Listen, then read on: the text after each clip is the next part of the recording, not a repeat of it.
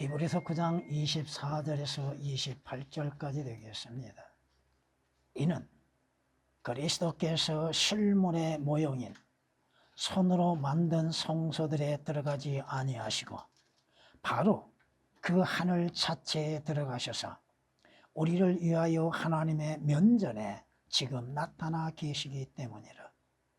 뿐만 아니라 대제사장이 해마다 다른 것들의 피를 가지고 성소에 들어가는 것처럼 여러 번 자신을 드릴 필요가 없으니 그리하면 세상의 기초가 놓인 이래로 그가 여러 번 고난을 당하셔야 될 것이지만 이제 그는 자신을 희생 제물로 드려 죄를 없애시려고 세상 끝에 한 번 나타나셨느니라.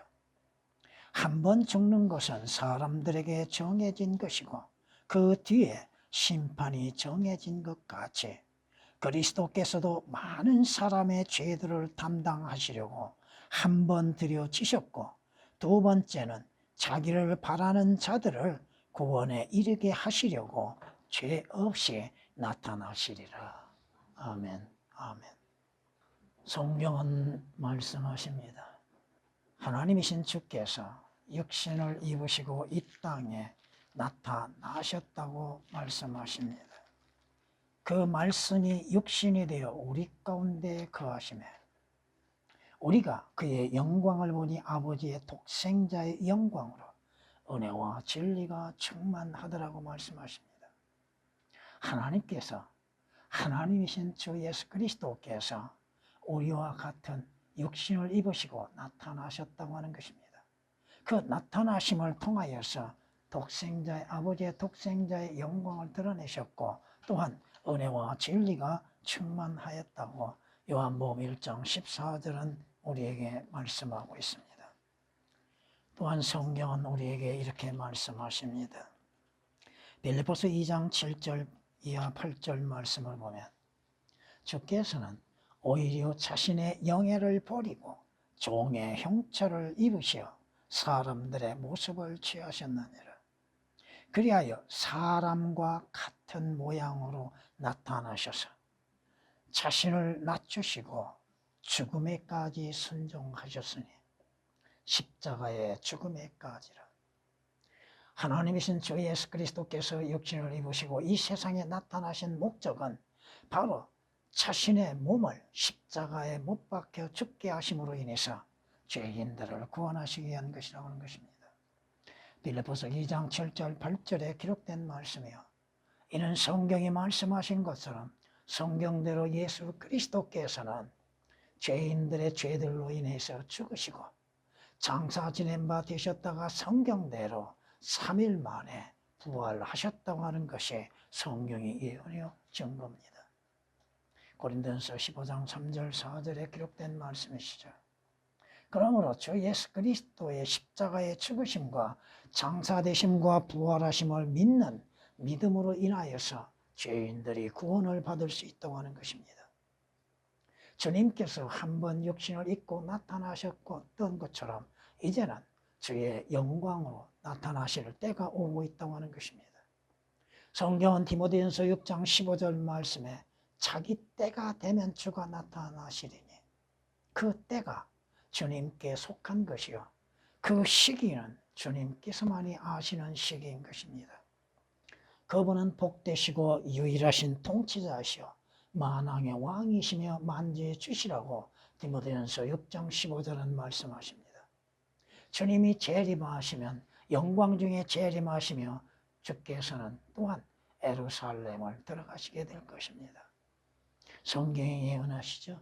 오 너희 문들아 너희 머리를 들라 너희 영원한 문들아 너희는 들어올릴지라 그리하면 영광의 왕께서 들어가시리라.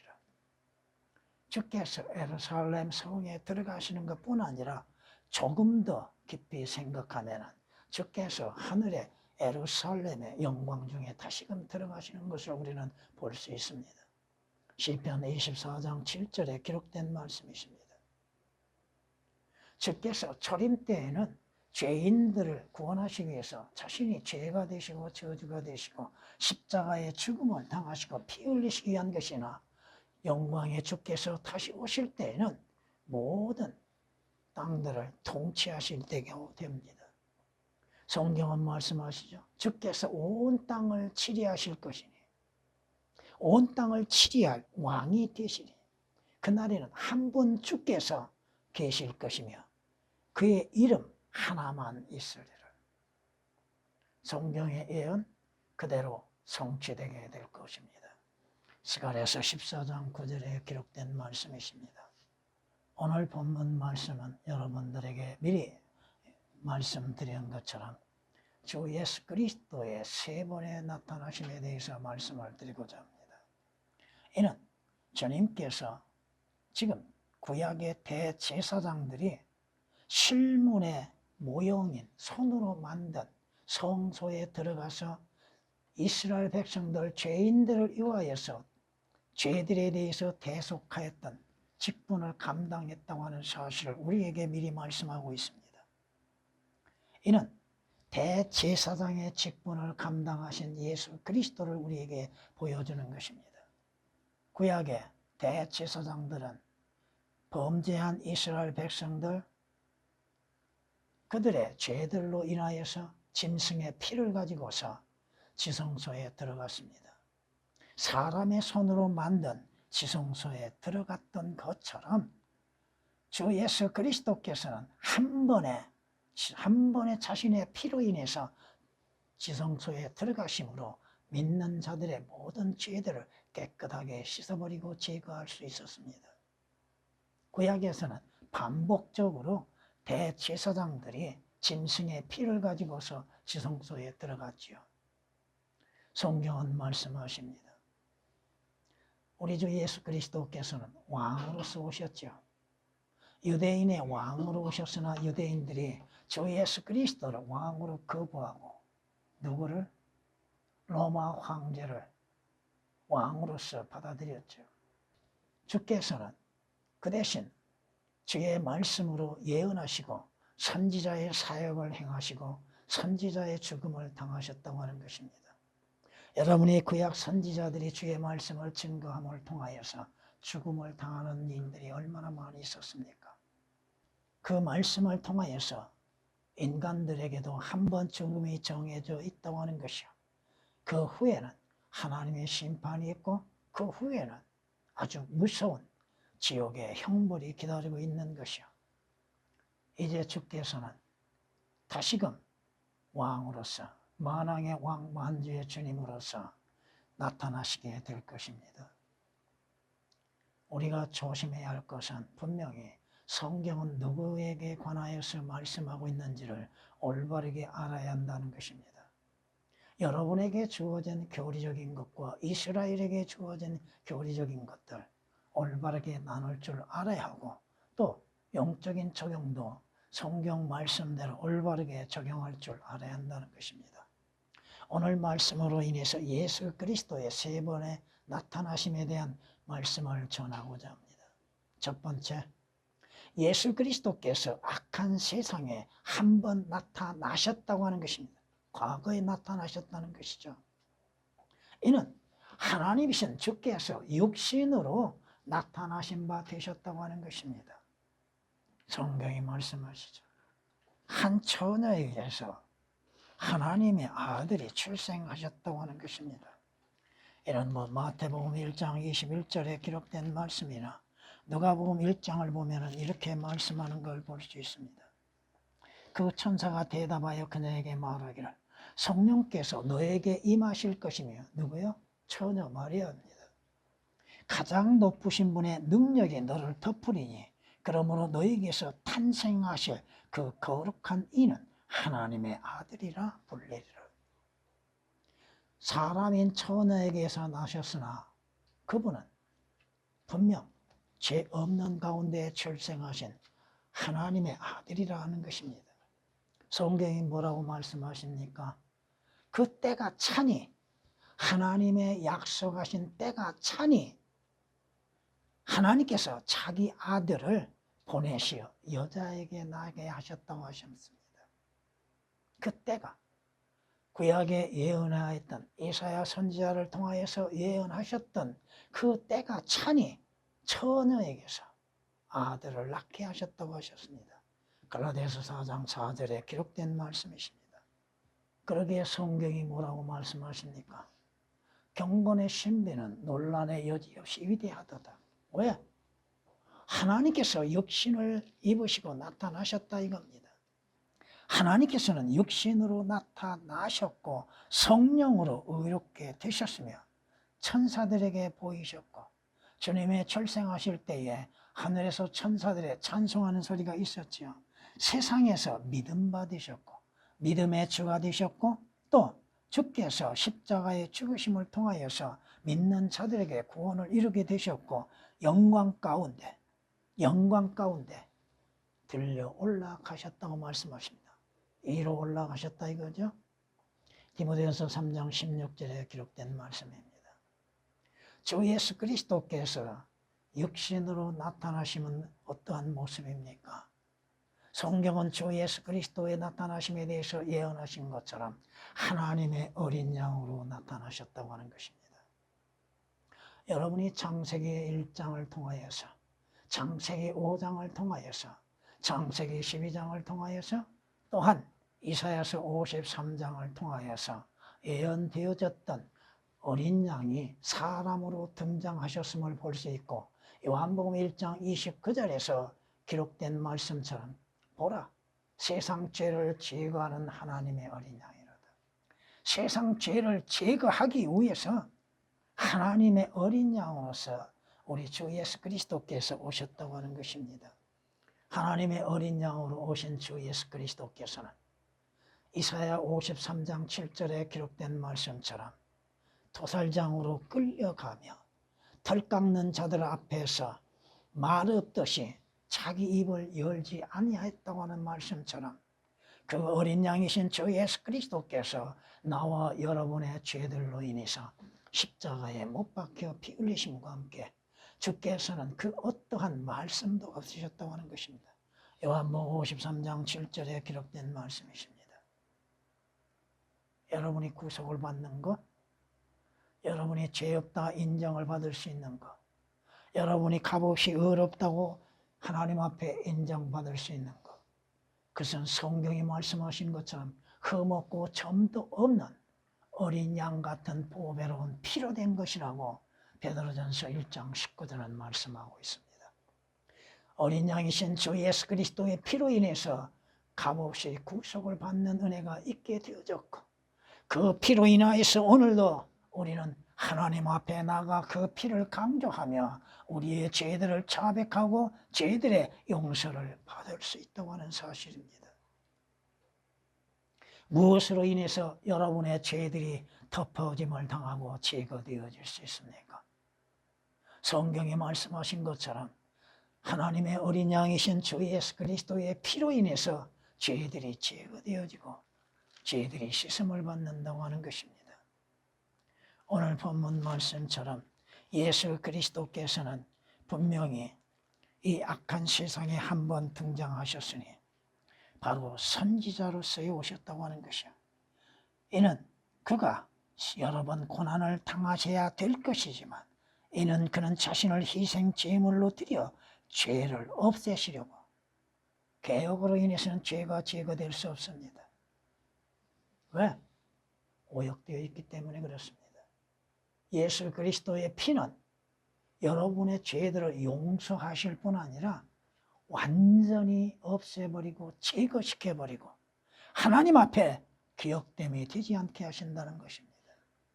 그는 자신을 희생 제물로 드려 죄를 없애시려고 세상 끝에 한 번 나타나셨느니라.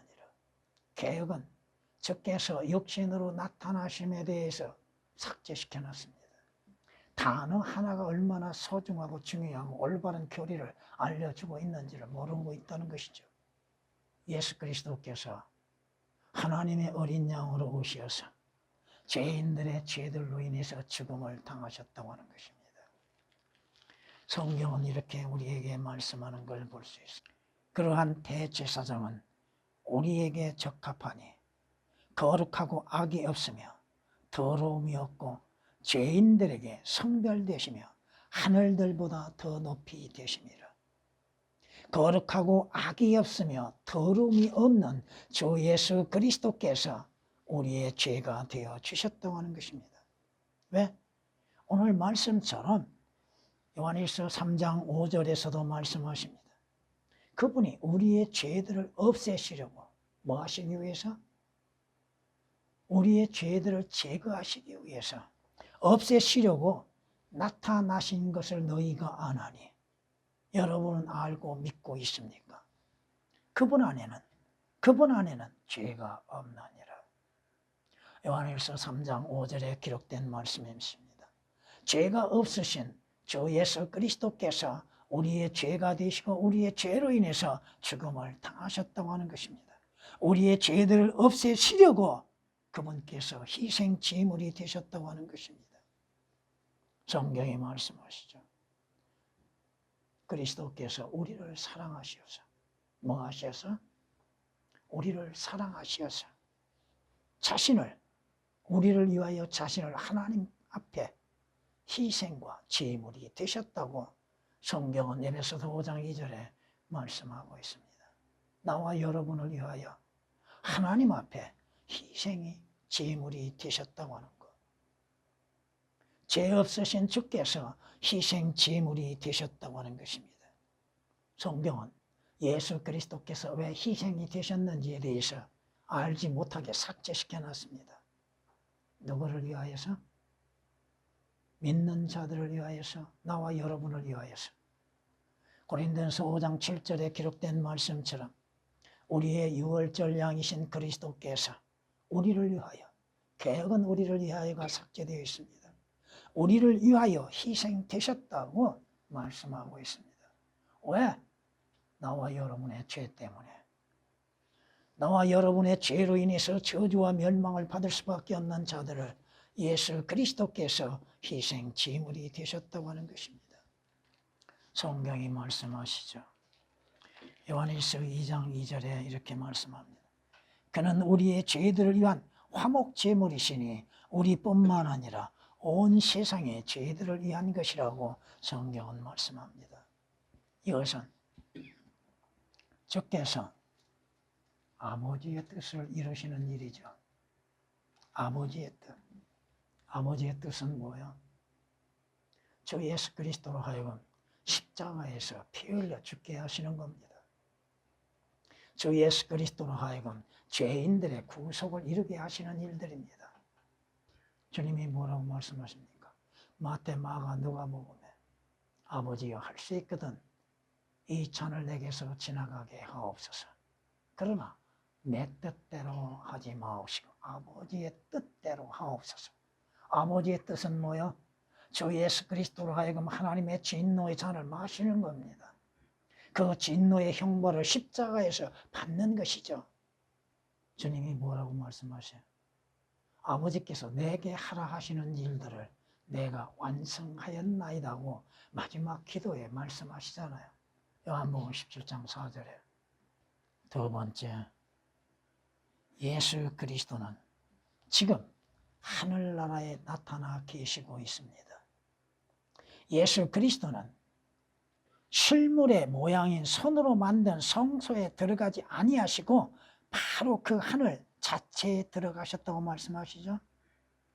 개역은 바로 그 하늘이라는 단어가 오역이 되어 있습니다. 하늘나라 자체라고 하는 그 자체는 삭제시켜놨습니다. 모형이 아닌 실제적인 하늘나라에 들어가셨다 이 말씀이죠. 주 예수 그리스도는 하늘 지성소에 들어가셨습니다. 구약의 대제사장들이 지성소에 짐승의 피를 가지고 들어갔던 것처럼 주 예수 그리스도께서는 자신의 피로 인해서 하늘의 지성소에 들어가셨습니다. 성경에 말씀하시죠. 염소와 송아지의 피로 아니하고 염소와 송아지의 피로는 인간의 대제사장들이 염소와 송아지의 피를 가지고 땅에 있는 지성소로 들어갔죠.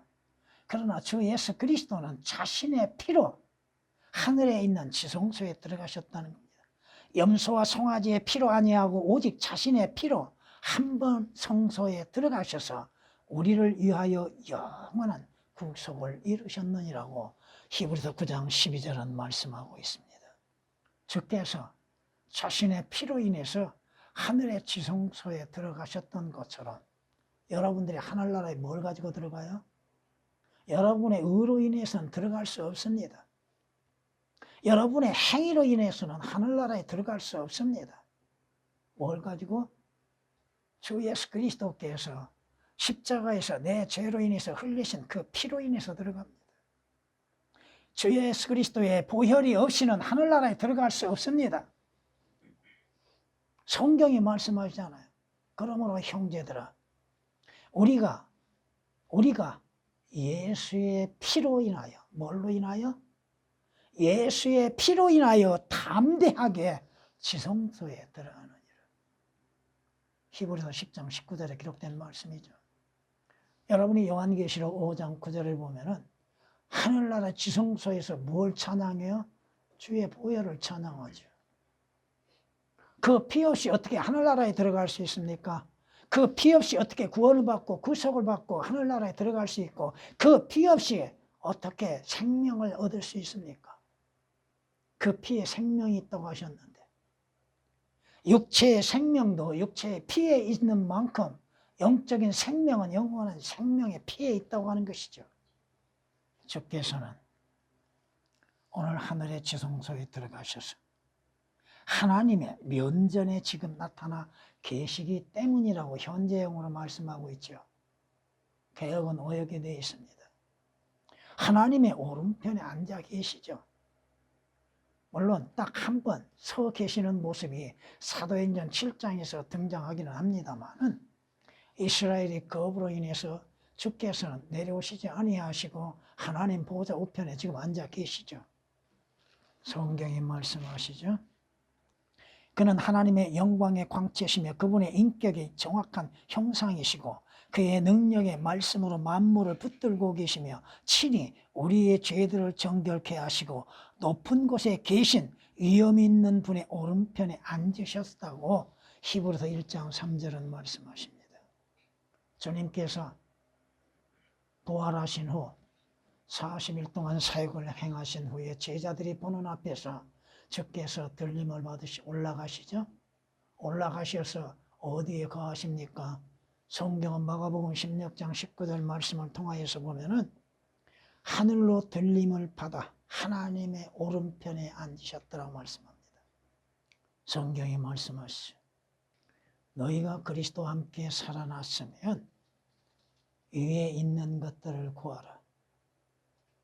왜? 거기에는 그리스도께서 하나님의 오른편에 계시나요? 왜 하나님 오른편에 계십니까? 대제사장의 직무를 감당하신다 이겁니다. 성경이 말씀하시잖아요. 지금까지 말하는 것들의 요점은 그러한 대제사장이 우리에게 계시다는 것이라. 그분은 하늘들에 계신 위엄 있는 분의 오른편, 보좌 오른편에 앉으셨다고 히브리서 8장 1절은 말씀하고 있습니다. 주께서 대제사장으로서 어떠한 직무를 감당하세요? 그러므로 그가 모든 일에 마땅히 자기 형제들과 같이 되셔야 했으니 이는 하나님과 관련된 일들에 자비롭고 신실한 대제사장이 되셔서 백성의 죄들을 위해 화해를 이루려 하심이라. 여러분들이 주님 앞에 구하죠. 저 예수 그리스도께서 하나님과 여러분을 화해시키시기 위한 화해의 직분을 감당하고 계시다 이겁니다. 히브리서 2장 17절에 기록된 말씀이십니다. 성경은 이렇게 말씀하시죠. 우리에게는 위대한 대제사장 곧 하늘들로 올라가신 하나님의 아들 예수께서 계시므로 우리는 우리의 고백을 굳게 붙들어야 하리라. 이는 우리의 대제사장은 우리의 연약함을 동정할 수 없는 분이 아니요 모든 점에서 우리와 마찬가지로 시험을 받으셨지만 죄는 없으신 분이기 때문이라고 히브리서 4장 14절 15절에 말씀하고 있습니다. 예수 그리스도께서는 대제사장으로서 지금 나와 여러분을 위하여서 변호인으로서의 사역을 감당하신다는 겁니다. 왜 대제사장들이 땅에 있는 지성소의 짐승의 피를 들고 갑니까? 이스라엘 백성들의 죄들에 대해서 고백하고 죄의 용서를 구하기 위한 것이죠. 성경이 말씀하십니다. 누군가가 나를 위해서 변호할 수 있다면 여러분이 죄를 지어서 법정에 가서 변호사가 없이, 변호인이 없이 재판을 받을 때 얼마나 불리합니까? 여러분들이 주 예수 그리스도의 변호인이 없이 어떻게 하나님 앞에 죄들에 대해서 용서를 구할 수 있습니까? 중재인이 없는 자들처럼 불행한 사람이 없습니다. 하나님의 심판석에서 중재인이 없는 죄인들, 가장 불쌍하고 어리석지요. 성경은 말씀하시죠. 요한일서에 이렇게 우리에게 말씀하십니다. 그러나 만일 누가 죄를 지으면 우리에게 아버지와 함께 있는 한 변호인이 있으니 그 변호인은 누구요? 의인이신 예수 그리스도시라.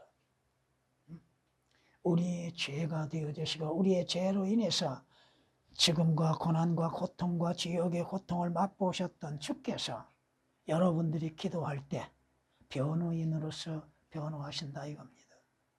여러분이 직접 하나님 앞에 구한다 할지라도 변호인이 없이는 여러분의 죄들에 대해서 용서할 수 있는 길이 없다 이겁니다. 요한일서 2장 1절에 말씀하고 있습니다. 누구의 변호인이요? 주 예수 그리스도의 피로 인해서 구속받고 구원받는 자들의 중보자의 역할을 하고 계시다 이거죠. 그러므로 그는 또한 그는이 누구요? 주 예수 그리스도입니다. 물론 개혁은 다 삭제되어 있습니다. 자기를 통하여 주 예수 그리스도를 통하여 하나님께 나오는 자들 끝까지 구원하실 수 있으니 이는 그가 항상 살아계셔서 예수 그리스도는 영원히 사시는 주님이시죠. 하나님이시죠. 항상 살아계셔서 그들을 위하여 중보하심이라. 개혁으로 인해서는 주 예수 그리스도의 중보가 없습니다. 성경이 틀리면 어떻게 되는 거예요? 오역되고 삭제되어 있는데 히브리서 7장 25절에 기록된 말씀이십니다. 주께서 말씀하시죠. 누가 정죄하리요? 죽었다가 다시 살아나신 분은 그리스도라. 그분은 또한 하나님의 오른편에 계셔서 우리를 위하여 뭐 하시느니라? 중보하시느니라. 누가 정죄합니까? 하나님도 정죄하지 아니하는데 누가 정죄할 수 있어요? 주 예수 그리스도의 피로 인해서 씻음을 받고 구속을 받는 그리스도인들이요. 또 주께서 우리를 위해서 그리스도인들을 위해서 중보하고 계시는 변호인이신데 누가 정죄할 수 있습니까? 하나님도 정죄하지 아니하시는데. 로마서 8장 34절에 기록된 말씀이십니다. 그리스도인의 중보자는 오직 한 분이신 주 예수 그리스도입니다. 여러분들 어떠한 로마 가톨릭의 사제라고 하는 자들이 중보자가 아니에요. 마리아가 중보자가 아닙니다. 주 예수 그리스도만이 유일한 중보자이십니다. 세 번째, 예수 그리스도는 이 세상에 다시 나타나시게 될 것입니다. 그리스도께서도 많은 사람의 죄들을 담당하시려고 한 번 들여지셨고 두 번째는 자기를 바라는 자들을 구원에 이르게 하시려고 죄 없이 나타나시리라. 왕으로서 오신다 이 말입니다. 두 번째는 자기를 바라는 자들. 물론 교리적으로는 그리스도인들이 아닙니다. 이미 그리스도인들은 휴거되어 있죠. 왜? 휴거 다음에 주께서 왕으로서 재림하시잖아요. 자기를 바라는 자들은 누구요? 이스라엘이죠. 남은 이스라엘들. 예수 그리스도의 예언된 약속이 뭐요? 다시 오신다는 것이잖아요. 그리스도인들의 소망은 주의 다시 오심이죠. 여러분의 소망은 휴거죠. 성경 우리 주 예수 그리스도의 오심에 대해서 얼마나 많이 말씀하고 있습니까?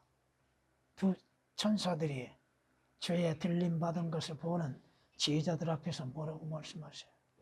멍하니 쳐다보고 있죠. 그들에 대해서 주께서 말씀하시는 게 뭐예요?